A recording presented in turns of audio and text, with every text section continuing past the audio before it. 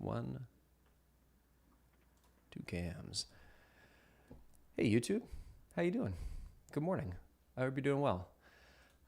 We've got a really interesting conversation happening today. I've got Brian Cotter over here with me, and because I'm controlling where you see Brian, I can actually gesture, and I know he's in the same spot. Brian, welcome to the show.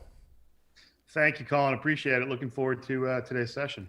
Now, your title says VP of Global Sales Engineering, but as I was at Seismic, but I was thinking about it, and it really should say VP of Global Storytelling. It's an interesting concept because the world we live in right now, pre-sales never ends. The story technically never ends because customers never really go away unless they attrit. So you are right.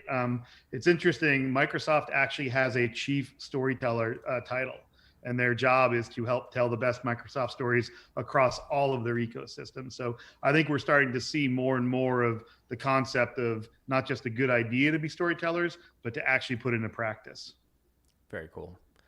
I'm really excited about this one. I've found in my professional sales experience, and for those of you that are watching that don't know me, my name is Colin. I'm one of the co-founders here at Predictable Revenue. I spent 10 years in sales before I started a CRM company, which was a terrible idea. And then I sold for Predictable Revenue here. We merged with Predictable Revenue, and I sold up to about $1 million in annual recurring revenue.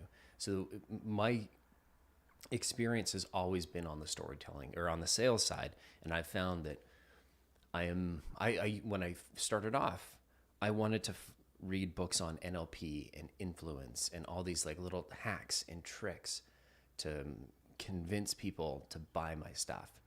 And I did all this learning and all this research, and I realized that you can't manipulate people into buying. We're not used car salesmen. I've sold used car, not cars, car. It was a Hummer. It was pretty cool. It was the worst 3 weeks of my life. I was so bored, but that's a different story. And the only way that you can like really truly help people is to connect with them. And the best way to connect with people is through stories. So that's why I'm really excited to have Brian here, because you're somebody who helps a very large number of people tell very specific types of stories. And so I'm stoked to have, everybody here.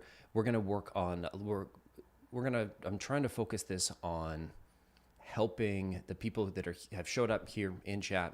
If you've got stories that you're trying to tell, you can either send them to Veronica or you can just type them in chat, and then Brian and I will workshop them for you a little bit later.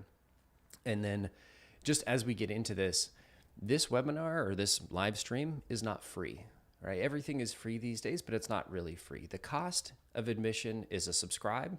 And if you've already subscribed, it's a like.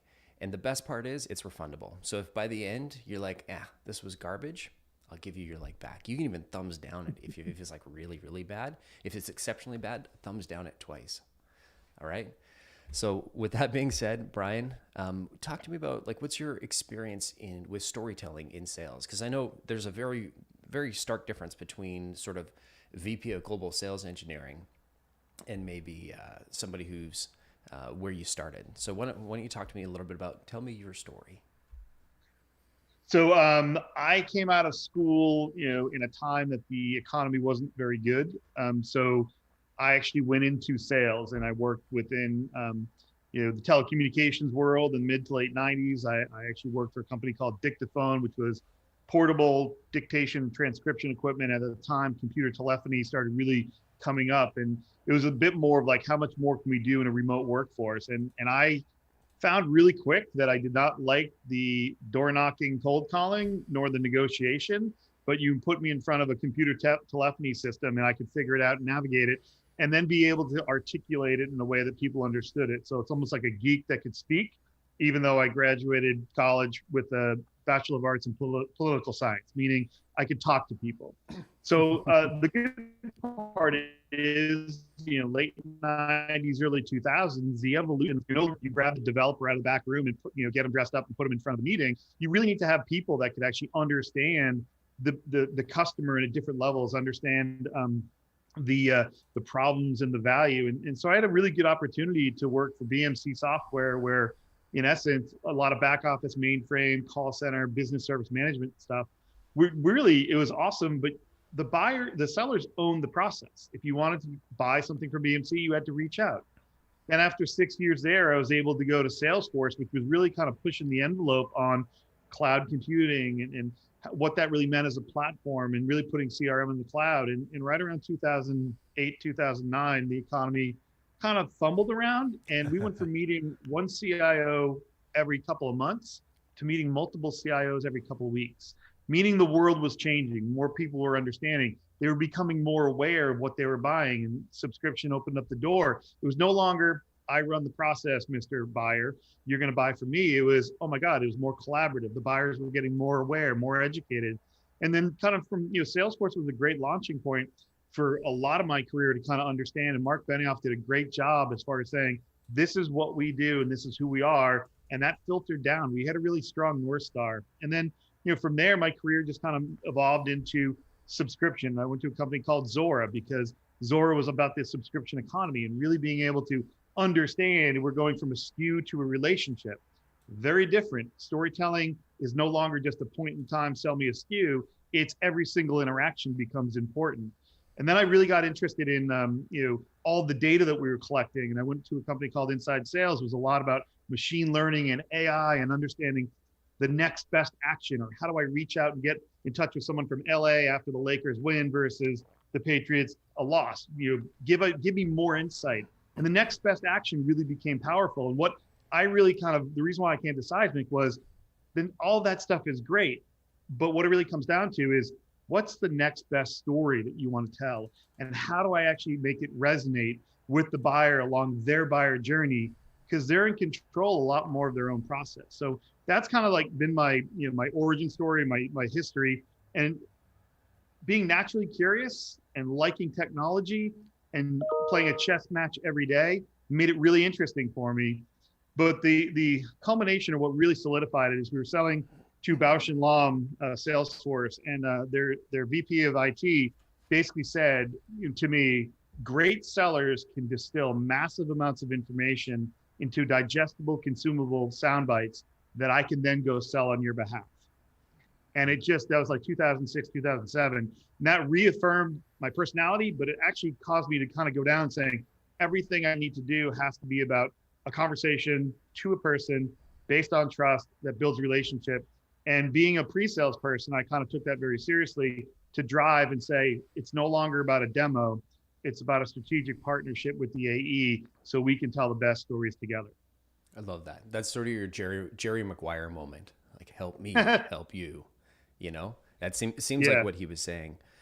No, you were talking a little bit about, those bite-sized snippets. And so chat, talk to me here. Are you, and to use another Tom Cruise reference, what are your snippets? How do you describe your product, or what are the snippets that you like to give your buyers to go on and turn around and sell your products internally? And you start throwing those in, and we'll get to workshopping them in a few minutes.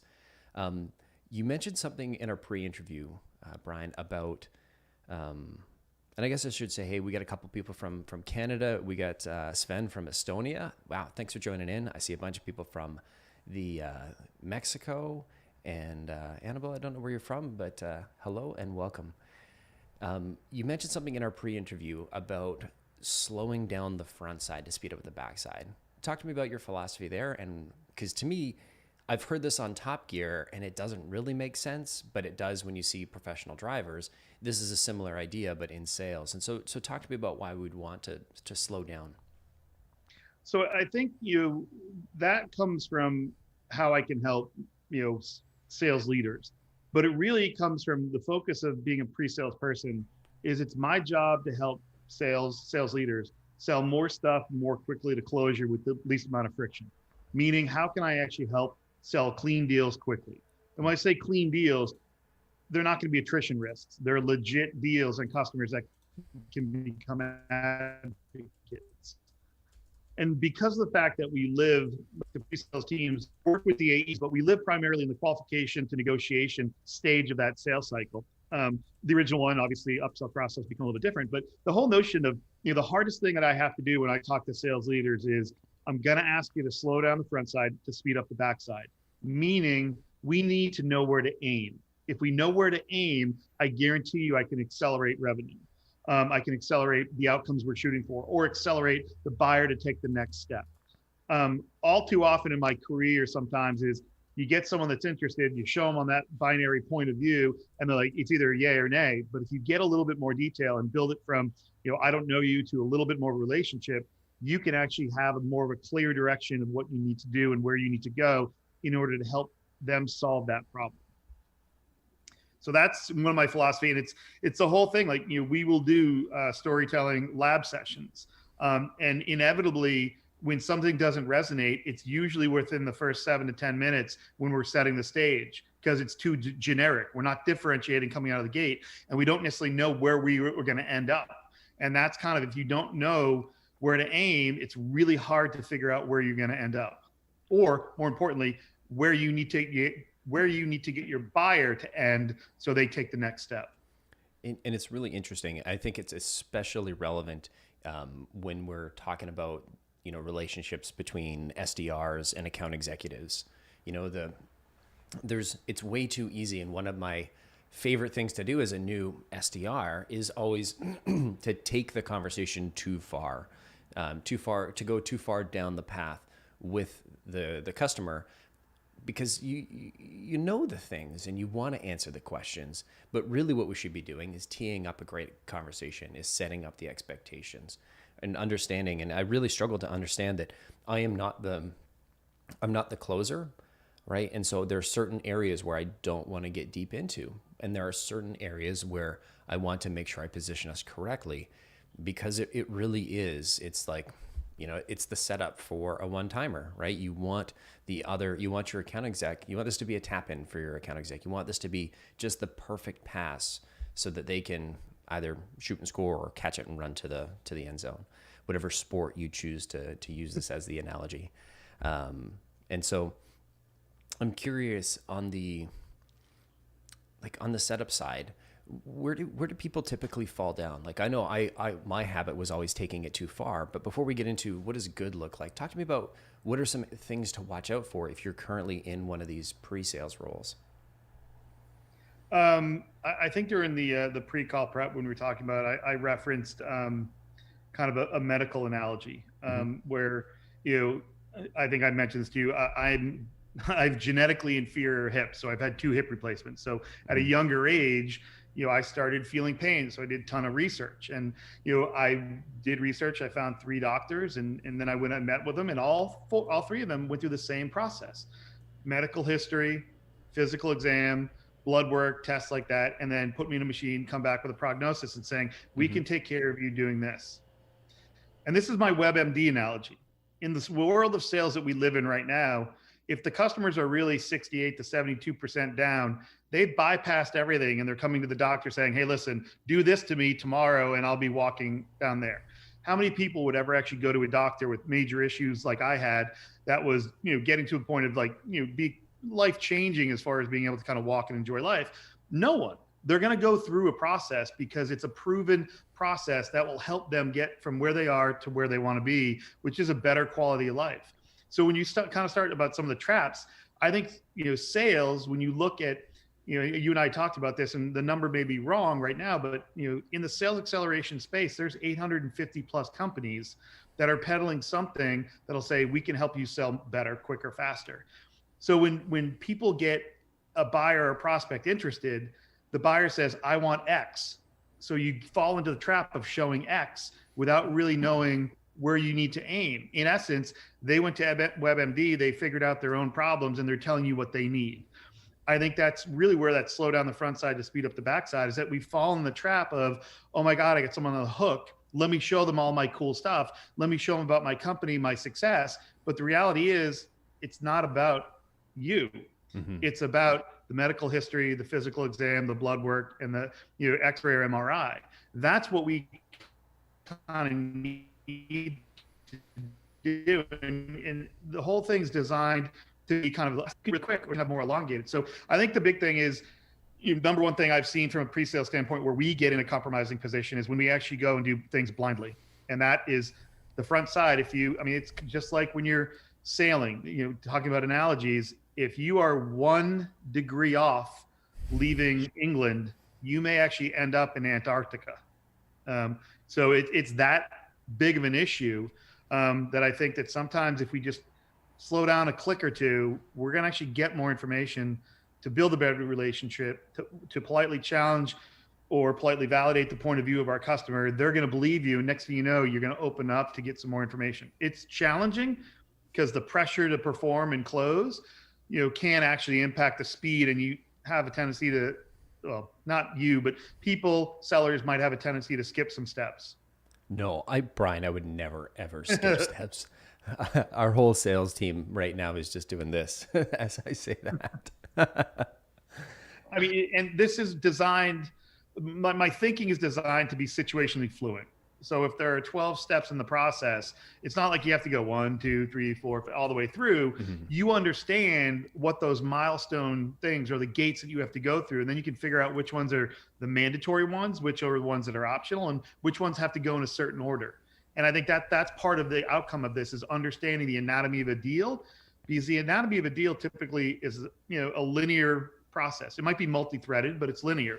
Mm-hmm. When you go from anatomy of a deal to a customer being anatomy of relationship, mm-hmm. It's now a bit like an asynchronous cloud. Many entry points, many interactions, and many outputs, meaning it's harder to keep a customer than it is to get a customer. But if you know where to aim when you bring them on board, you can evolve that relationship to actually understand them and make them an advocate at the end. Beautiful. And I want to get into, maybe we just have a quick high level overview of the sort of, let's call it the chapters of this live stream book that we're going to read/listen to.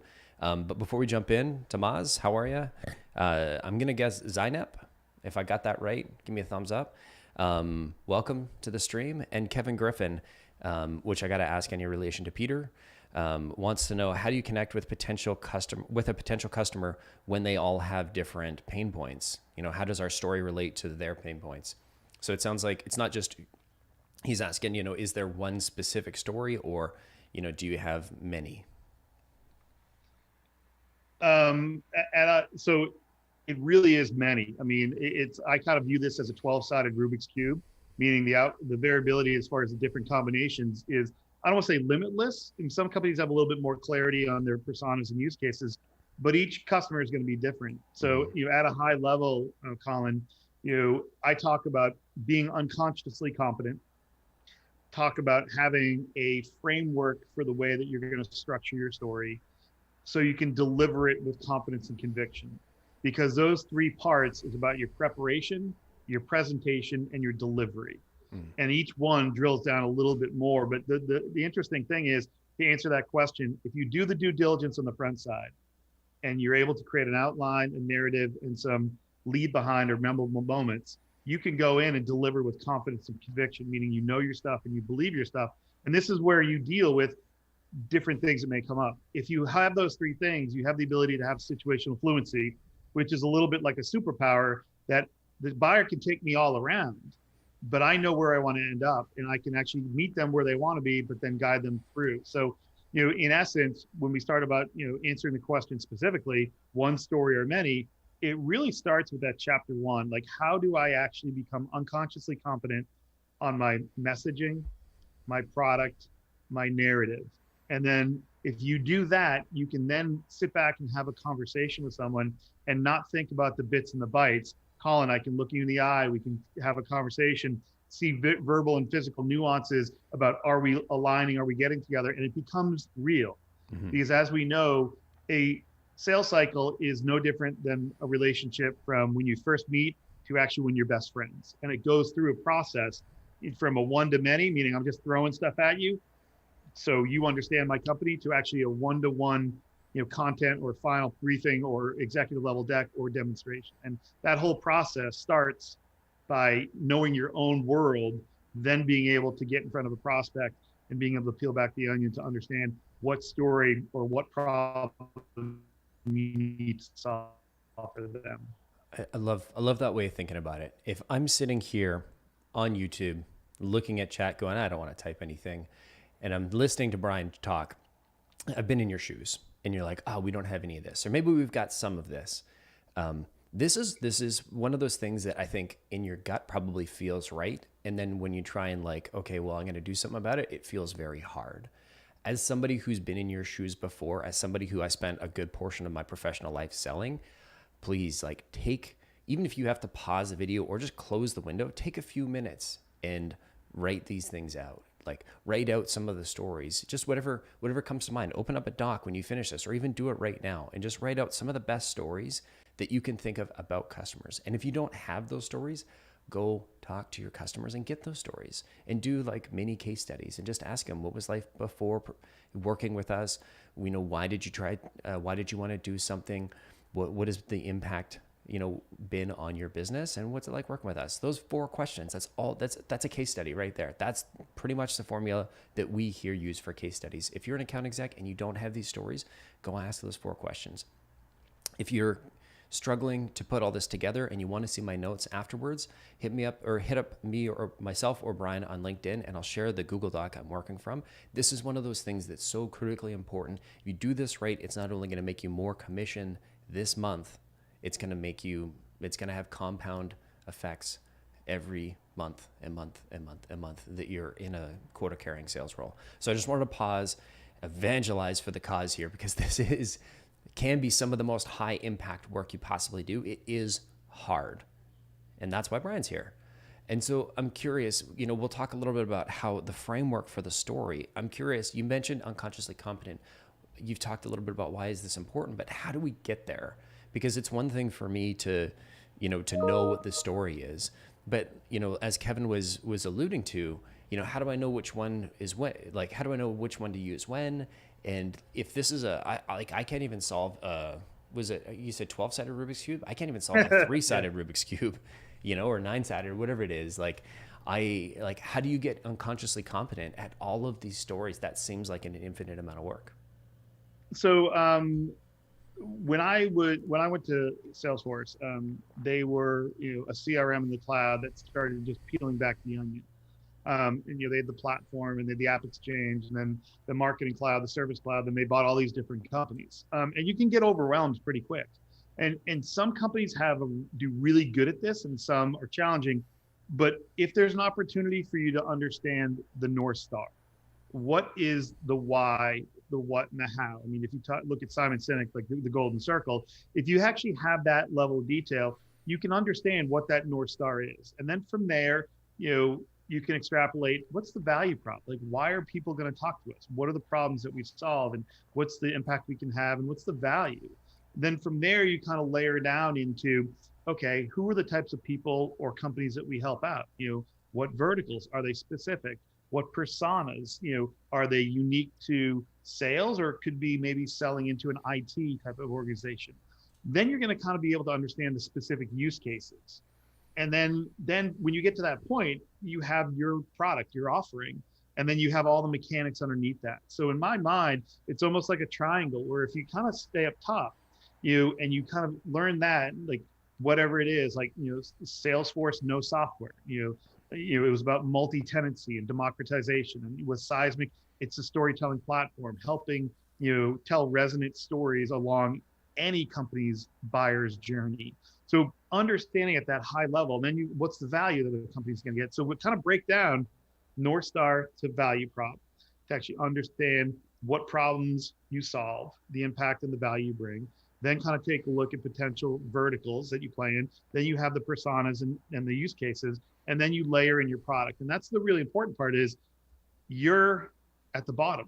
Your product, your solution is at the bottom, and what everything else above is for you to understand how to have a conversation. So, and then obviously depending on your role, you might be a pre-sales person like me.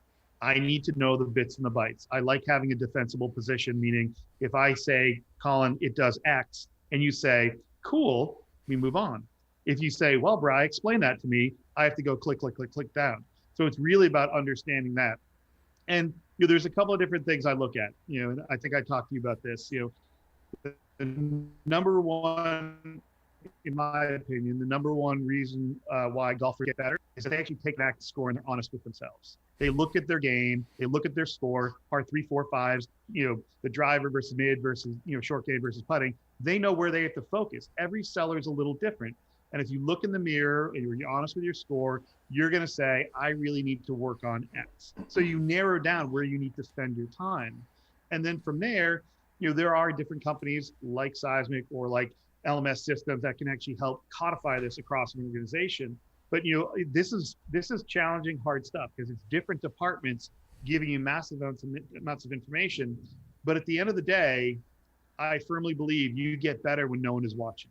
There is some self-learning. There is some self, introspection. You basically saying, where do I need to spend my time? Am I good at the setup, but I'm not very good at the value? Then spend some time on value. So there's almost elements that you need to kind of go through and evaluate yourself. And as companies get bigger, it becomes harder and harder. So that's kind of the way that I look at this. Is that pyramid? Don't try to figure out the product if you don't understand the North Star. There is a process in the way that humans, especially adults, learn, and it becomes easier. The whole keep it simple rule. Get something, understand it, then layer. And I talk about building blocks. Figure out a way to chunk out, building blocks, or I love Legos.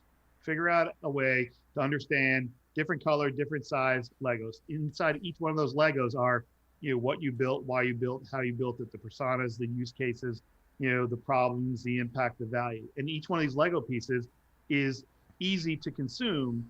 But then I have a conversation with Colin and I say Lego piece, red 4-piece, yellow 17-piece, and then I put it together and the story comes together and it's focused or it's aimed on the problems I'm trying to solve. So there's a lot of isms in there that I kind of, in my own mind, try to make it very simple. But, the triangle approach, learn and get deeper as you go, but be honest with yourself and take some time when no one's watching, because that's when you're going to get better.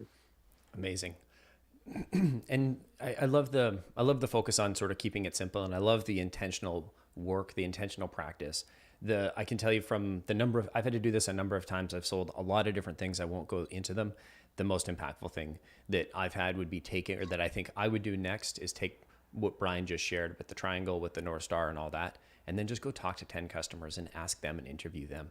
The only way that stories for me have ever come across naturally is when I've been able to say genuinely, oh, I was having a conversation with, one of my customers there and they're in this space. And like, it's not me repeating off some marketing material or off some piece of training.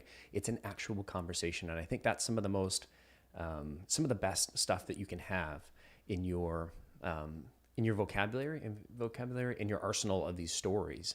And I'm curious, we've talked a little bit about how to become unconsciously competent. And I think, going through all of those things, all of those pieces, I love the intentional practice. The sort of second element of this is that framework. And so if we're going to be let's say I've convinced people that are watching right now, they're all, as soon as they finish this, they're going to go close YouTube, close their email. They're going to go call 10 customers and they're going to build their stories. So is there a bit of a framework that they can follow for when they're trying to put those stories together? Yeah, there definitely is. If I could interject one part, which kind of connects chapter 1 and chapter 2, is the whole point of being unconsciously competent is that I can focus on the buyer, the prospect, and get to know them. And it helps out in two ways. One, I'm not going to ask a bunch of questions that lead me back to features and functions of my own product. Because one, now you're in a binary, will it help me or will it won't? And that may end the sales cycle there. But even bigger, if you go and you ask a bunch of questions that get back to features and functions and you implement and it doesn't work, you don't have any variability to actually change them. It's you helped me or you didn't. So unconsciously competent allows me to build that relationship. And this is where, when you do discovery, it's kind of like one of those things that, my company does whatever. And then for Seismic, my company helps you tell better stories to your buyers. Where along the buyer's journeys do you think your stories are resonating or not resonating? Or what brought us here to kind of chat with you? A lot of open end, because what I want to get to is the pressures that they're feeling, either internal or external, that is causing some sort of pain. What is the plan that they're going to come up with to address that pain, what are the problems that they see executing that, and how they're going to prioritize it to allow them to share objectives. So these are the P's, and this is kind of our own value framework that we use. But if I can get into a dialogue, asking open-ended questions, and really highlighting the fact that it's about them, then I basically have my messaging, my product, my value, my impact. I have their pressure, plan, problems, priorities. I have the answers to the test. Then going into chapter 2 is where we can start talking about the framework that you and I went through. So I'll pause there, and then we can kind of go into chapter 2. But I want to make sure that kind of highlights it, because I think unconsciously competent means that I can have a conversation that's about the customer's problems and not necessarily about my product. Love it. And it was really funny as you're just about to list, or I think you're in the middle of listing your P's and you hadn't said problem yet. The Sven in chat was going, isn't it about understanding the client's problems? And I'm like, just you wait, Sven. It's coming in like 4 seconds. And then you said problems, and we went on that. So love that. It's kind of funny. It's like, so going back to my hip analogy, if I basically just went in and said, my hip hurts, okay, well, the doctor's going to ask me a bunch of questions. He's like, well, how is this impacting your life? Like, what have you been doing to alleviate it? What's your plan to, they would ask questions. So at the end of the day, problems arise because there's some sort of like a competitive threat. That's an external pressure. Hyper growth. That's an internal pressure. So there's a lot of different reasons why companies are dealing with something that they need to address. And most companies I talk to will have a plan saying, we need to do this. And then they look at their own world, their own infrastructure. They're like, we going to build this, or are we going to buy this? Or are we going to just brute force power through it? So the problems become more relevant, and really highlight if you can understand why they exist and how the company thinks about mitigating that, because it brings in risk. And then the other part is the prior. If you were to kind of look at the spectrum, are we looking at a 1 or a 10 or a DEFCON 1 or 5? Like, well, where's the severity of this? Because if they don't think it's that big of a problem, are they going to pay for it? And so a lot of these things are AE and SE specific. Agnostic. I think getting the mindset of both and looking at the world in this way. So, like I said, our job is to politely validate or challenge prospects or customers' points of view to highlight how we can uniquely solve their problems. But also the other part about this in chapter 1 is getting your AEs and your SEs on the same page and having them be a strategic team. And that's a big thing that I try to drive for is, it's not a resource to do a demo. It's actually a strategic partner to look at the same way. And it's proven successful for me in my career. And I've seen huge, huge benefits with every company I've worked with. And I couldn't agree more. Before we jump into chapter 2, Kevin was asking, people are smart today. They're very well educated. How do you sound genuine when you're asking what their problem is without them thinking that you're just winding up for the pitch?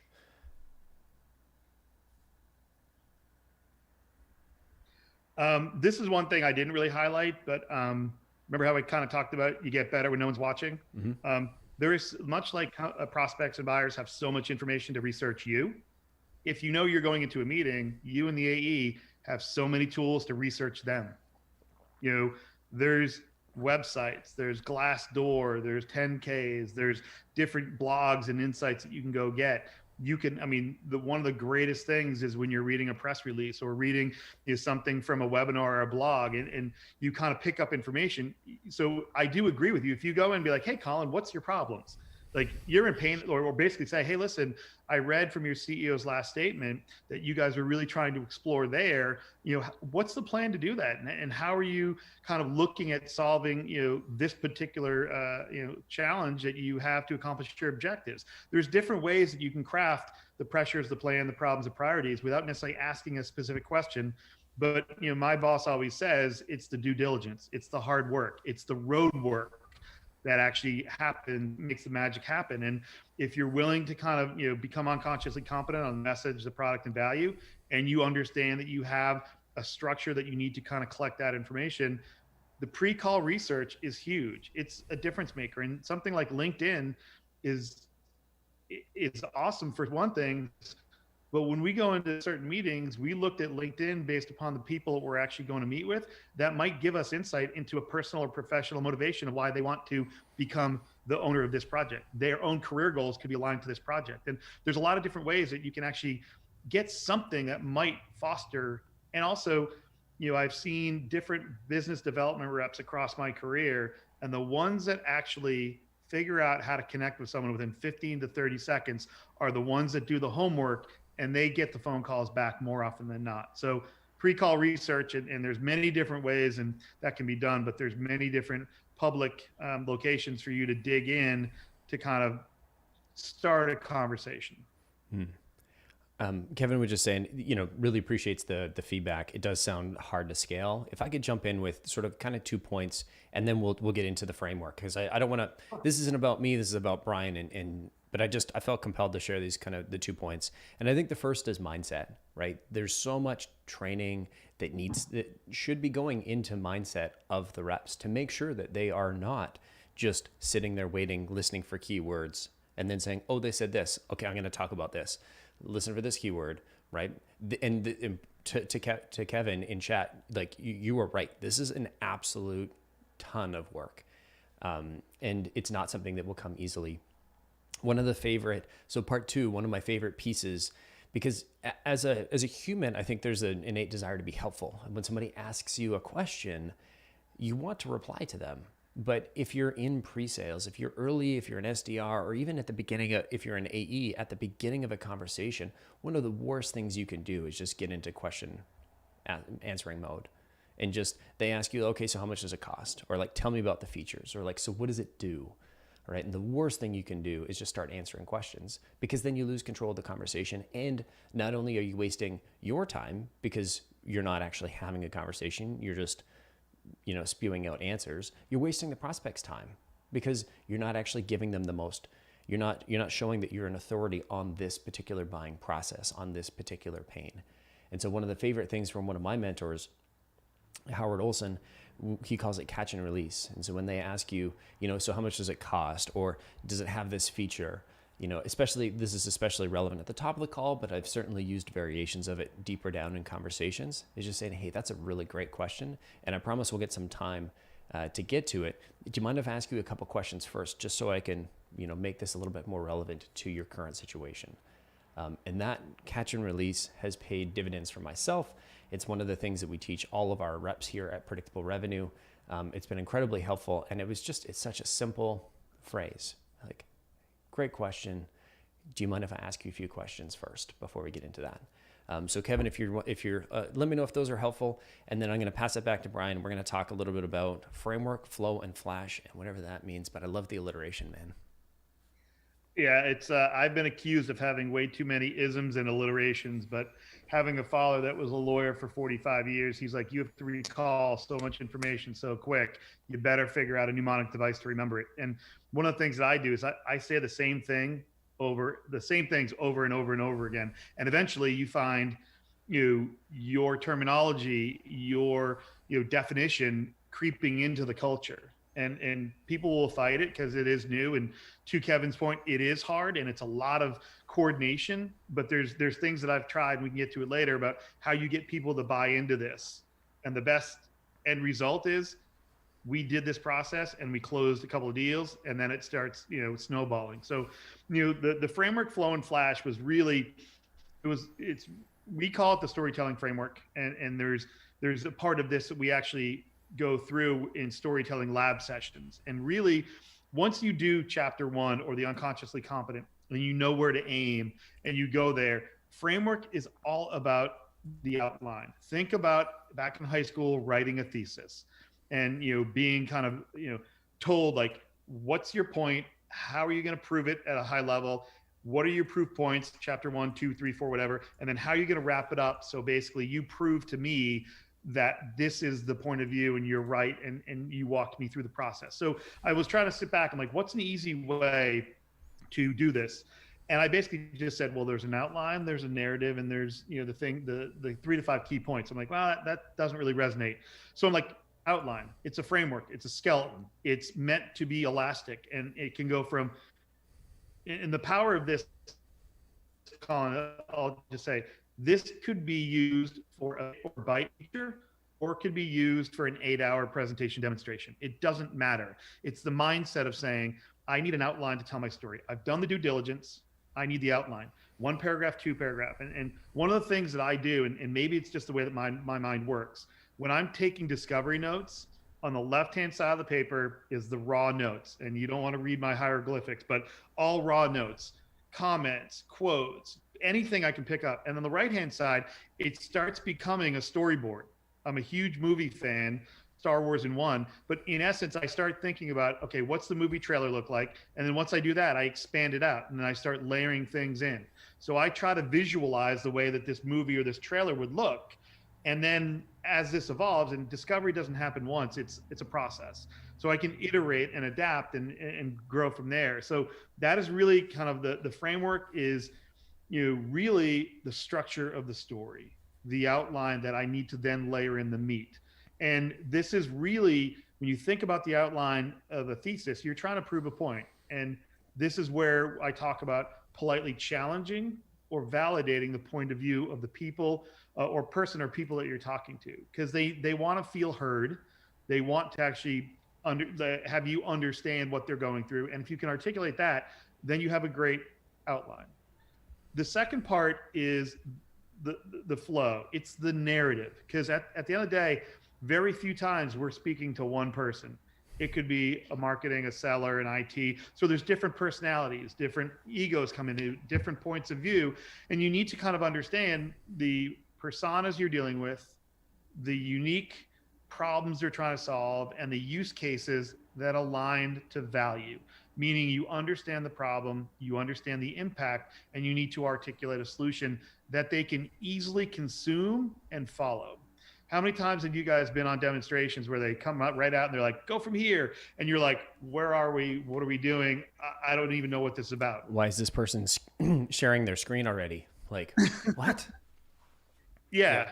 And we actually have a setup slide deck that actually goes through this. So something that you and I really didn't dig into, but there is a standard template that we go through that articulates everything that we learned, the actual personas that we're going to help and why that's important. And ultimately the storyboard, we go do a demonstration, then we come back and we actually do the impact slide with some use cases or testimonials. So we actually, not only the mindset and the framework, we actually have a supporting digital asset that we can use. And we actually add these to a library so we can go back and replay them if we need to. So the flow is the narrative. It's like, how do I make this relevant, unique, and personalized to every single person I'm speaking to?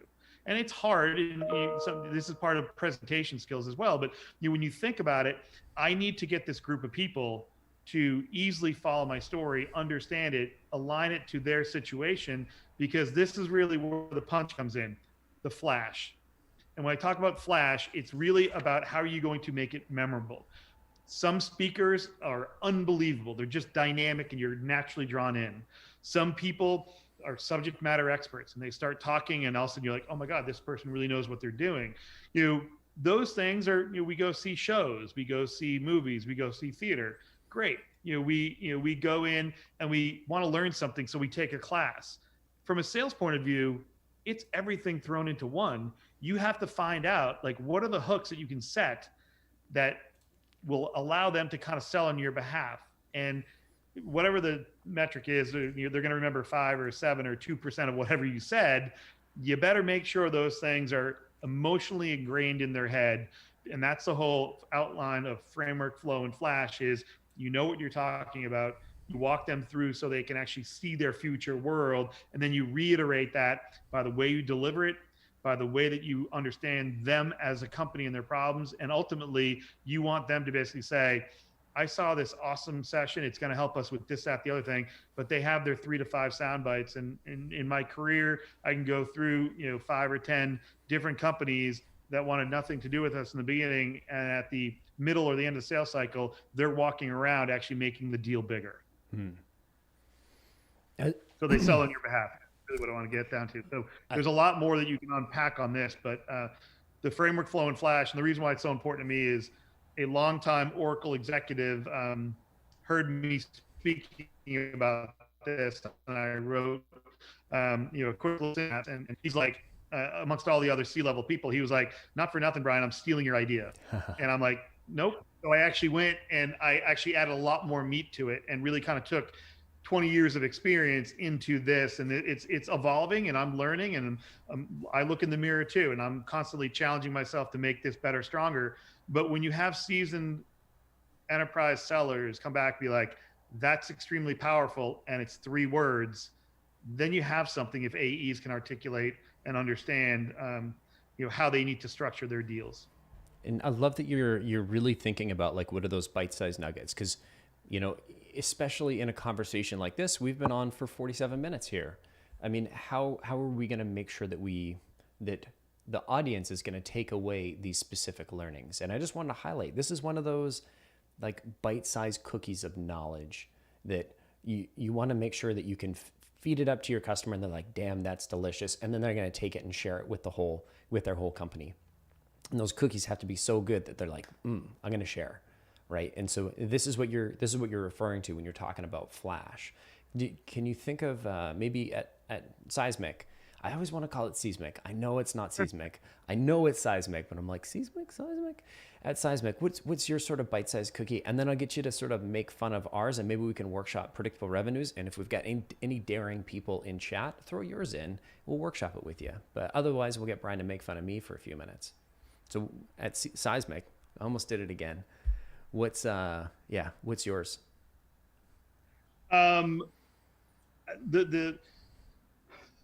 It's a lot of different things depending on it, but when we're going through meetings, that we want basically people to know is the world is changing, your customers are changing, your competitors are changing, your go-to-market will adapt.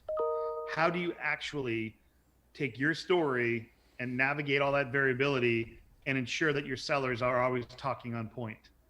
Because going back to what I said, you and I kind of talked about this. Every single conversation, you can just distill it down. There's only 3 outcomes: loss of revenue share, run flat, or increase revenue share.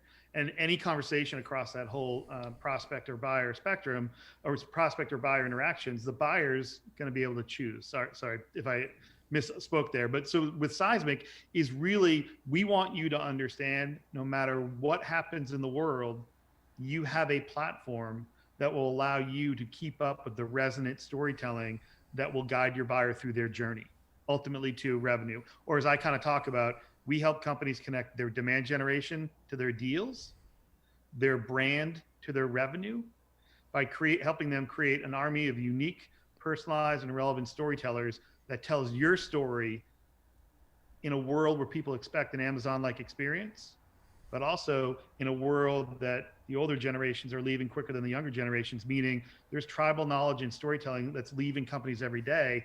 How do you do this at scale? You need to understand, the content, the personalization, and the analytics, really understand what's working. So it's all about the story that moves the buyer to the next level, or the next step. Gotcha. And so chat is they're sitting there like hands back. They're like, I'm not brave. So we'll role play this with myself, and I don't have anything prepared. And I'll also caveat, I'm not one of our account executives. I'm not actively involved in the sales process right now. So I guarantee what our AEs and SDRs and they all say is going to be dramatically different from how I position it. But I think that's maybe more instructive than me just giving you like, hey, here's what people are actually saying. We can start with something that's bad, something that's very high level, and we can work our way down to something specifically flashy and memorable. And so when people ask me what predictable revenue does, and I obviously vary this up, 12-sided Rubik's Cube and all that. I definitely vary it up based on who I'm talking to, right? And so if I know, if I know they're in sales, if they're B2B, in B2B SaaS, I'm going to get a lot more specific and sort of to the bone. If it's my mom or like, somebody like that, then I'm going to stay very, very high level, right? That's probably the highest level I'm going to get. But generally, people ask, like, what does predictable revenue do? And I start with, we help people build outbound sales teams or sales development teams, right? Like, that's sort of the most high level thing, and it's the job to be done.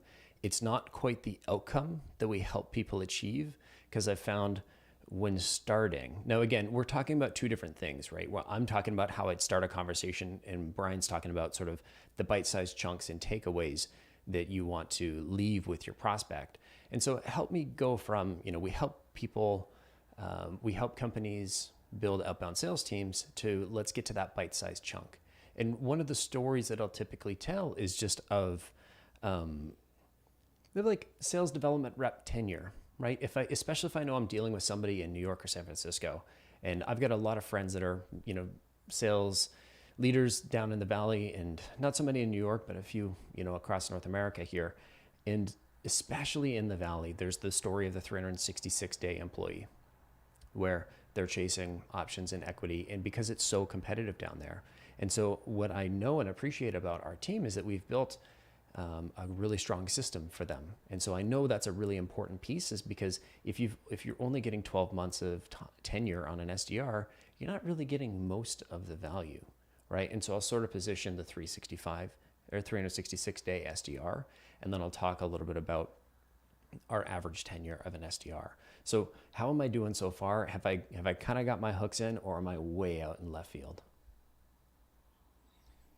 I think that as far as, obviously there's a lot more discovery, but I think that you got the outline. I think that you're articulating some of the challenges and the problems and the pressures that they're dealing with, because we are in an interesting time where people are searching for the golden parachute, and that's better than this. So keeping people at the company is challenging, and BDRs, I think it's a 1-year stint, and they're off doing something else.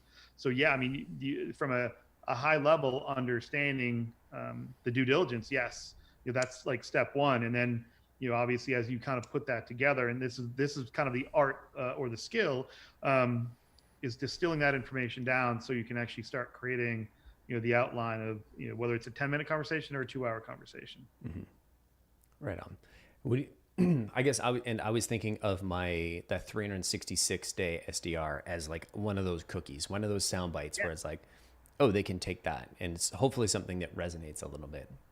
So so I think when you get something that people, one of the memorable elements, and I'll use an example, is if you can get someone to see something that they haven't seen before, introducing to something that might be beyond the curve where they really can't see it. When COVID hit, industries were completely changed. Think about retirement planning. Think about specifically teachers and their retirement planning. Think about where teachers usually are at lunch or after school. They're in the cafeteria. They're in their classroom. Where do those sellers go meet them? In the school. Now you basically take away the school, and teachers are at home with their parents, their kids, their dogs, they're homeschooling, they're teaching themselves. And now you're like, oh, let me talk to you about retirement. They're trying to figure out how to navigate everything else. So one of the things that we worked with a couple of different companies, and what we wanted to leave them with is the classroom is not a brick and mortar building. The classroom can be anywhere, as long as you can tell that story. You can modify your go-to market, and you can meet that teacher in their cafeteria, meaning their kitchen, and still do work. And all of a sudden, that nugget was, oh, we don't have to go into classrooms to meet in the cafeteria. We can meet in teachers' cafeterias and still have the same conversation. Then it becomes another level of, well, how do you engage differently? Then there's a whole nother element of kind of the whole virtual world. But when the thing we wanted them to leave is, your business doesn't have to stop. Mm-hmm. You just have to change your definition of what the cafeteria is.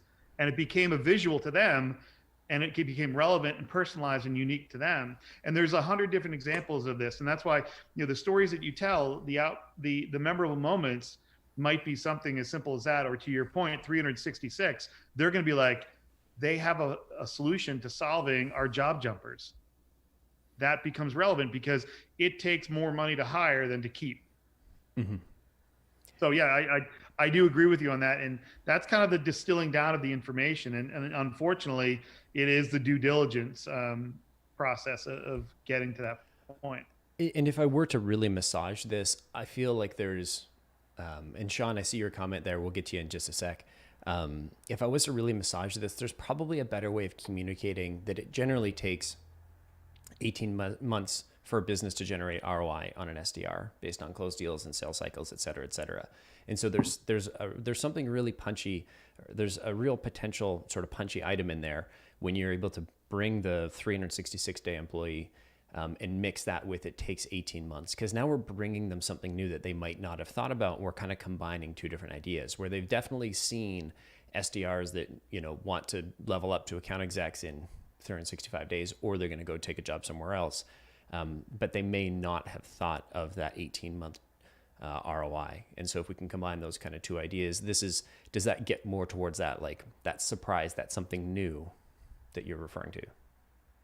Yeah, it brings, I've worked with companies that also run value programs, and we get into strategic value assessment. So it's kind of interesting. Those memorable chunks might be a visual of, well, the cafeteria is now in a kitchen, but also when you're looking at metrics. I mean, I think metrics are an unbelievably powerful element, especially if you have a defensible position where you can walk them through, because there's an element of like quantifiably looking at something and then qualifying looking at something, that emotional connection. I mean, most people buy cars not because of the cost, because they're connected to it, and they're emotionally connected to that. So it's a combination of both, and it's a great point.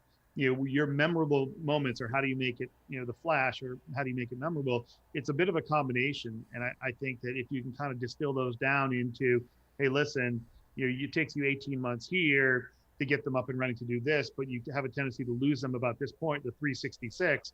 But with what we're talking about, it'll actually get them through where you'll get 24 to 36 months. And now they're looking at, oh, solve the problem of the 366-degree problem. I can actually start seeing some ROI because I'm going to apply this. And next thing you know, the little story, the little teaser, the movie trailer, you've given them a visual that is not only emotionally connecting, it's also something that they can quantify and justify from a potentially growing a deal bigger. Beautiful. And we're going to get to chapter 3 in just a few minutes here.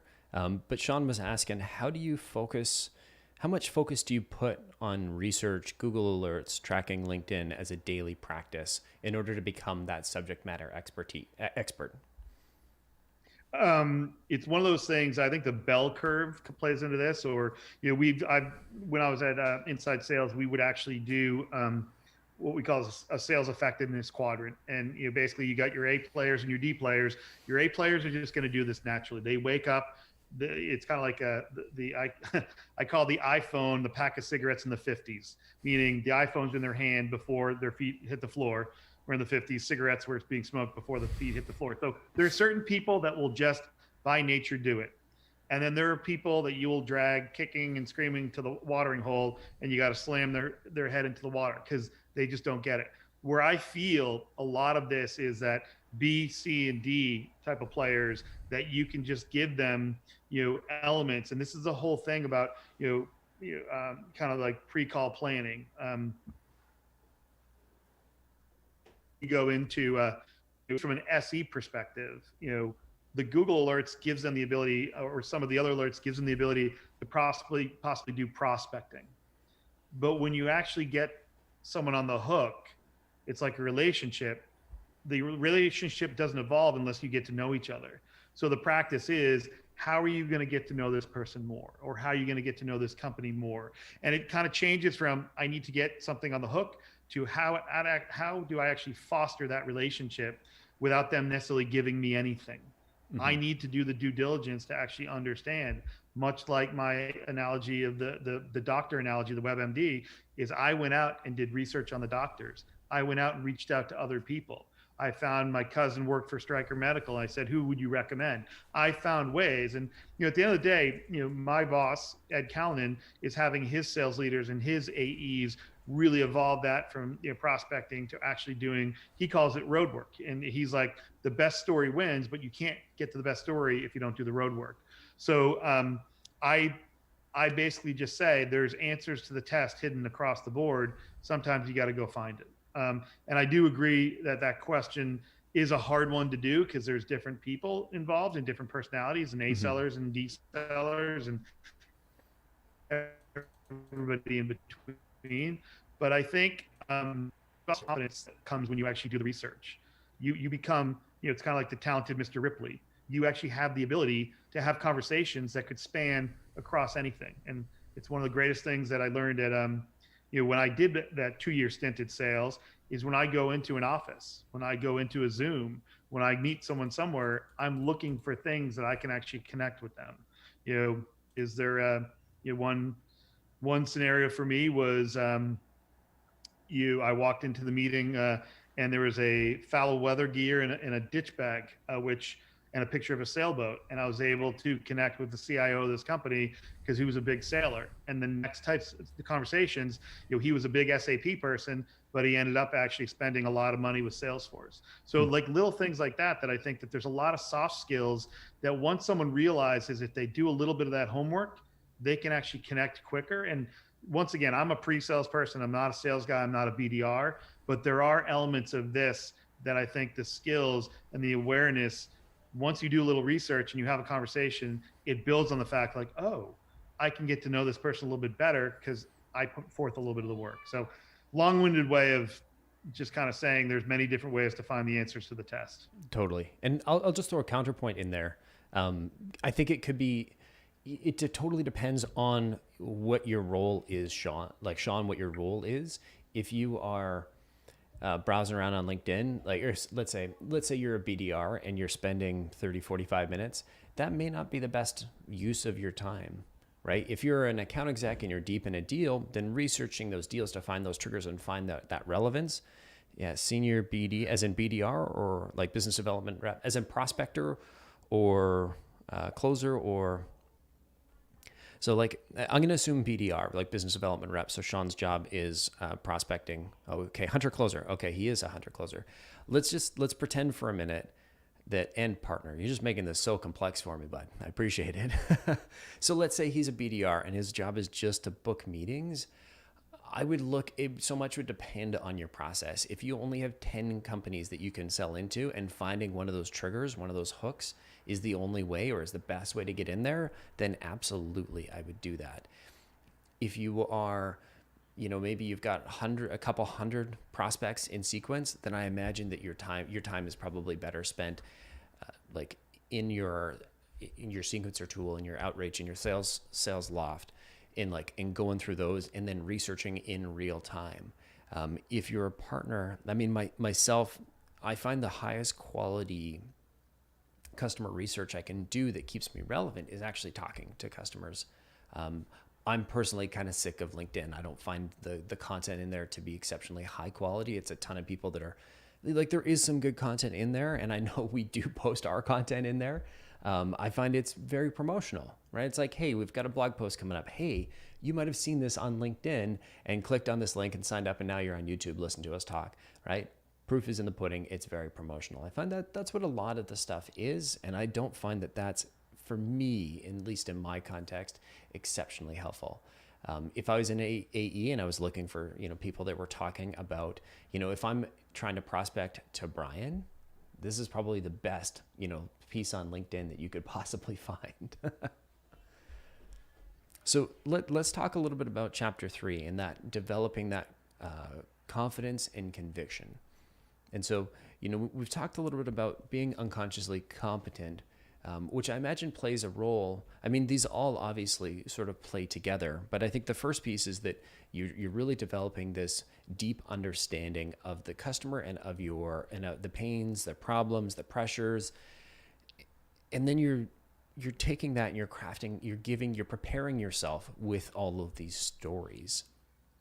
So wouldn't those two just make you confident in the first place? Or why is confidence even a pillar here? I think in the world that I've kind of grown up, I started pre-sales when I was a little bit younger, where I might have to go present to people that were my father's age. Mm-hmm. And why am I the person that's going to tell the CEO of a company what to do? And I think, confidence is I talk about knowing your customer as good, if not better than they do themselves. You have the expertise. They have a problem that you can solve. If they could solve it themselves, you wouldn't be there. So confidence is going in, and confidence and conviction is, one, you know your stuff, and two, you believe it. So obviously anybody can go out and sell something and throw it over the fence and walk away, and who cares? But there's an element of believability that I think that when you do the due diligence and you know it, and you actually present it in a way that you believe it, it's infectious. And people shouldn't be shy of that. They should go out there, and the way you deliver something, or kind of how you say something, can be more powerful than what you're actually saying. You marry both of those together, and it becomes something that can compel people to take action. So once again, confidence is about, I've done the due diligence, I've put in the road work, I've developed the storylines, and now I get to go deliver it. I was an athlete growing up. People that are musicians, people that are actors, people that are sailors, I don't care what you do. If you put forth the effort, when you get to kind of game day or event day or opening day, that's the fun part. Let people know that you're there because you bring an expertise that they don't have. And that's why I so strongly believe in confidence. You know your stuff because you've done the due diligence. And conviction, you've actually seen people go through this process and have successful outcomes. And that's become like one of the things I talk about is like, you can't manufacture scars. You have to go out and live life. You have to go out and earn the right. You have to go out and show people, but you're going to get beat up. You're going to have failures. Take those and use them to your advantage. When you see customers that go through successful versus unsuccessful, use those to your advantage. And when you see more people seeing getting value or realizing value, those become more things in your, more bullets in your chamber or in your arsenal that you can actually go out and use. Now you're connecting their world to other people's world. And when you've gone through that homework in chapter 1 and chapter 2, chapter 3 is fun. And like there's other part of like being prepared. Is it a Zoom meeting? Is it in Buffalo, New York? Is there a plane ride? Is there a projector? Is there internet? How many people are going to be in there? And there's something, we didn't really talk about it, but you can be as prepared as you want to. But if you have confidence and conviction, it creates, I call it a little superpower called situational fluency. I can navigate anywhere I want to go, like a yo-yo, goes down, comes back up. If I yo-yo off the line, I can come back to that same storyline, that buyer's journey that I need to actually get back to. Because at the end of the day, I have to lead them, or we, the AE sales team, need to lead them to that point. These are different things that I think about, because situational fluency is all about being able to deal with different things that arise in a presentation or a meeting. And you have a built-in backup plan if things don't go right. So that's why I think it's so powerful for some of these things. But some two things that kind of come to mind is there's something that I call a foursquare, and it's one sheet of paper, and in the top part, it's got the table, the room, and we go around and we do introductions, who they are, At any particular point, could be someone new. Then I can pause the meeting, like from a soft skill, because this will modify my story. Hey, Colin, good to see you. I understand that you're the CEO. How much time do we have you here? Oh, 20 minutes. What are the key things that you want to highlight after your team has kind of filled you in what we talked about? Good.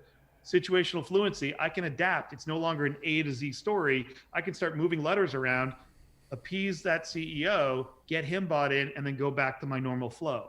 That's the confidence and conviction. It's not just necessarily about all the material or whether you believe it. It's also, you have that level of confidence that you can move things around and still know that you can get them to where they need to go. The foursquare part is when people are going around, there may be things that they're bringing up that you never really heard. Then you need to kind of say, well, how does that impact my story? Okay, what parts of the product do I need to do? Oh, by the way, did anybody give me any quotes that I could weave into that story? So it's a little bit of an ability, or a crib sheet, or you see every head coach in the NFL, they have a placard. The first 10 plays are scripted. After that, they're figuring out based upon the way that things are unfolding. That's no different than a meeting in my book.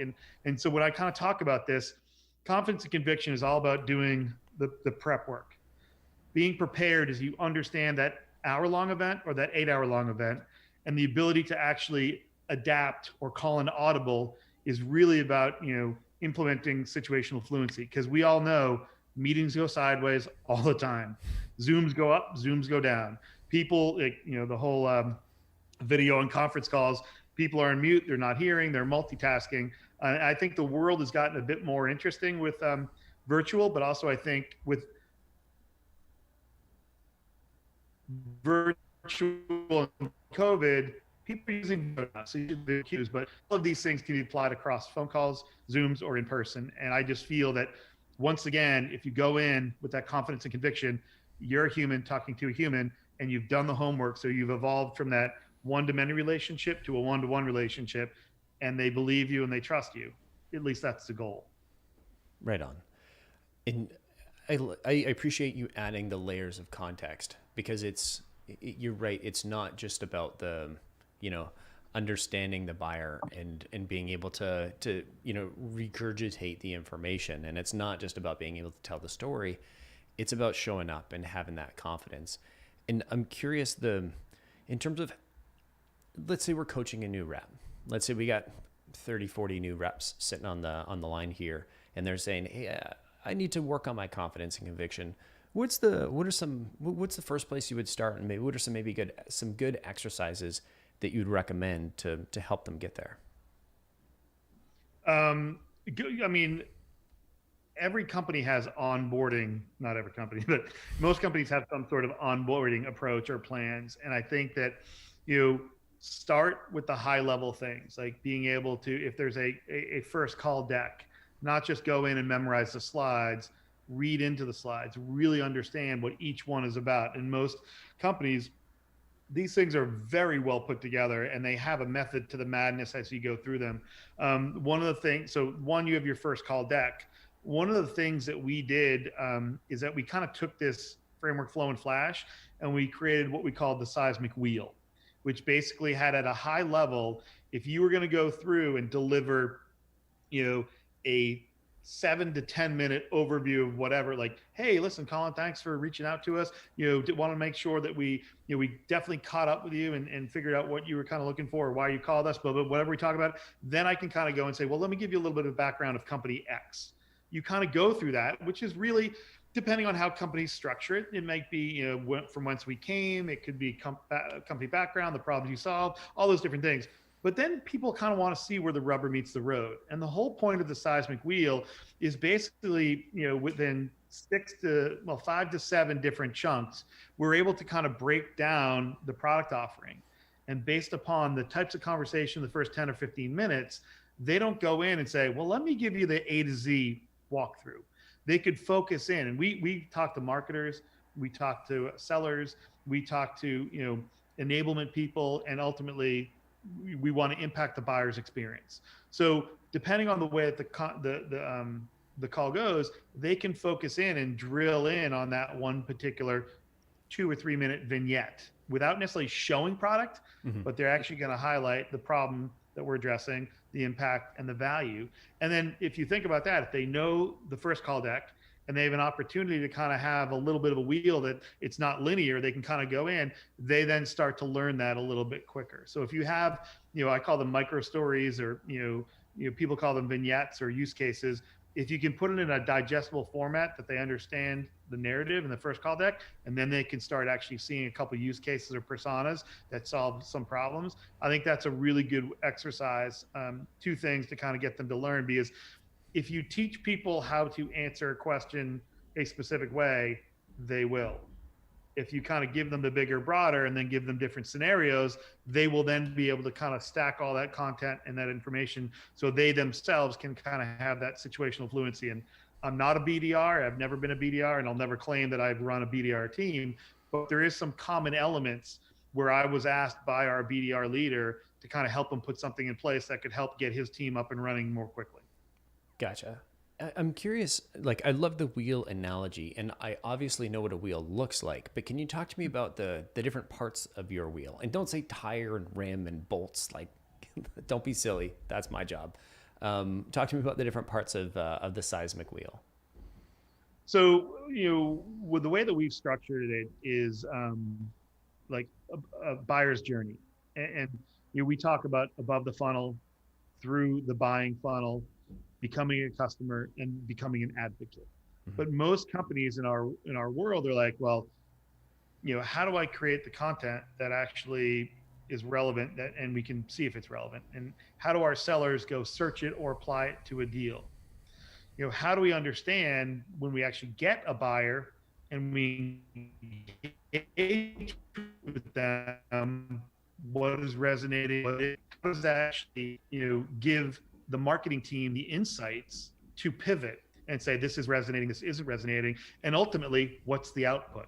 The interactive content. So we've broken it down based upon what's the interactive content, how are you going to arm your sellers, how are you going to actually deploy it to either be found or the content to find them in a sales cycle, how is the seller going to engage the buyer, what insights do they get to pivot the deal cycle. In aggregate, we can see that across all of the content, all of the go-to-market strategies. And then ultimately, when we take a look at that, we go back to the content saying, do we have to actually alter this story that is in this visual, interactive, nonlinear, immersive experience?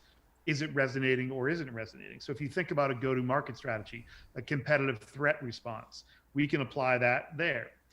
Financial services has an automation use case where they have to create 750 pitch books every quarter. And if 1% is off on one of the rates, they can be fined by the SEC. At the end of the day, the same story holds true. We need to help companies tell their best story. And the way that we can articulate that is, through that a marketer, seller, buyer experience and how you can evolve your own story. Or within financial services, it's a compliance, SEC risk mitigator. So in essence, we have two different wheels, one for every other industry and one for FS. And depending on the BDR world and how they're doing it, we've applied that and we broke it down into chunks so they can actually tell that story. But behind that wheel, they also have real product that they can go in and actually click around and show them where the rubber meets the road. So we distilled it down, and the wheel is all about distilling it down. And even though I told you linear, they can pop around and do whatever they want based upon certain challenges or use case or problems that they hear in the pre-conversation. They can then go to that and address it, knowing it's a bigger part of a problem that they may be solving. It sounds more like the analogy you should use is the seismic record, and that the seller is the DJ, because you can't just a wheel has to roll, in a linear fashion, but you Yeah. get in there and scratch and make it sound good. This is a weird analogy. I tried the seismic asynchronous cloud, but all the non-techie people looked at me. They're like, "What?" So the seismic wheel was there, and actually, the reason why it's a seismic wheel is that PowerPoint gives you a really easy way to actually create a wheel that's chunky. It's more of a donut. It's a seismic donut. Cool. But yeah, no, I hear you, and it's I'm not a marketing person, so I just add the content, but it stuck, and we've actually done it for a couple of different verticals and a couple of different segments and a couple of different geos. So we're trying to be consistent. And one of the things you kind of asked me is, if there's a way that you can create consistency in the way that you want people to kind of learn the North Star, learn the value prop, and kind of go down that triangle. And once again, I know the companies do this very well across the board. But we also have a speed problem where we want to get people up and running so quick to be effective that sometimes we bypass some steps, myself included, and some of those steps create problems downstream if they're missing anything. So right on. Brian, I know we could probably keep talking about sales and storytelling for a very, very long time, but we only have you here for a limited time. I'm going to throw your LinkedIn and my LinkedIn in chat in case anybody wants to, looks like I didn't get both of them. In case anybody wants to follow up or ask questions here to either of us. Let me just get that one. Oh, you know what? But I'm curious, one thing, and I should give everybody a gratuitous product placement warning here. Brian, Seismic didn't pay to come on the stream today. I thought Brian would be a great guest, a really awesome opportunity to highlight some of the unique things that they do. But I did promise him a minute at the end just to talk to us a little bit about what is it that Seismic does. So why don't you take that, and then we'll get to any last questions, and then we're going to wrap this up. Cool. I appreciate the time, and the one, obviously I worked for Seismic, but I was actually brought on to help Seismic tell, consistent, relevant, unique, personalized stories in the field all the time across all the buyer's journey. So to me, that was a buildup of my whole career, kind of what I talked about with my origin story as we walk through. I've always felt it's about the next best story that you tell that's actually going to compel action. Seismic is a sales enablement platform. We basically call ourselves a storytelling platform. And what we really help companies do is to help them tell their story across their buyer's journey and help them understand what is resonating or not resonating. Because at the end of the day, if we all agree that storytelling is what connects people, and it compels action, especially if you can connect with that person to highlight the way that you're going to address some pain. So Seismic, in essence, helps people manage their content at scale. And content is so interesting. It's not an audio, it's not a video. Any way that you actually communicate with your customers, non-person to person, is content. And the ability to orchestrate your marketing strategies to align all the content, and the ability to understand you need to curate that content that's going to be relevant to that particular marketing strategy. Then you need to figure out how to activate that content in your sellers. Activation is no different than LMS systems. Being able to push it out and make sure that they know it, unconsciously competent, but they know where to go when they need it, or more importantly, when they apply it to deals, they can go to mobile, they can go to CRM, they can go to Outreach or SalesLoft, wherever they work and live, that content is persistent. So if I'm doing an email, it's right there. If I'm in CRM in stage 2, in selling to a telco, it's going to recommend content. So content either finds them or they can go out and find it. And at the end of the day, when they get engaged with a buyer, the ability to have an interactive, immersive experience that's going to be relevant and resonate, but more importantly, how did the buyer engage with it? Did they like it? Did they spend more time on slide 2 or this part of the video? And then the sellers actually get insights where they can pivot their deal strategy and then come back with maybe even more relevant and personalized and unique content that will say, oh, they're listening to me. Across that orchestration through engagement, we actually understand sellers, buyers' engagement, opportunities, contacts, the content they're using, and what related. So we distill all of that information down so we can actually give the marketing teams more insight into how they pivot or modify their marketing strategies, and how that actually impacts the content that they're using to drive new product in this geo or competitive threat response, and really being able to get more fine-tuned so those stories resonate even more. At the end of the day, we're all about helping companies impact their business. And there's a lot of different metrics that we can look at. Are we helping companies accelerate deal velocity? Yes. Are we helping companies sell cleaner deals? Yes. Are we helping companies increase their average order size? Yes. Increase win rate. So there's a lot of different metrics depending on the problems. Some companies are like, we just need to make sure we have everything in one location and people can find it. Great. And that's a very simple, straightforward use case. And it's real. But also we have a lot of other companies, IBM is a customer that has 120,000 users on it. So spanning from, and they also have their partner ecosystem there too. We were implementing when they actually bought Red Hat. So we were implementing IBM. They're like, oh, by the way, we're throwing this other company we just bought for X number of billions of dollars. We need to implement it in the same time frame.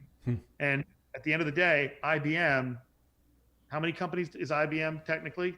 Who knows? 1,000. I don't know.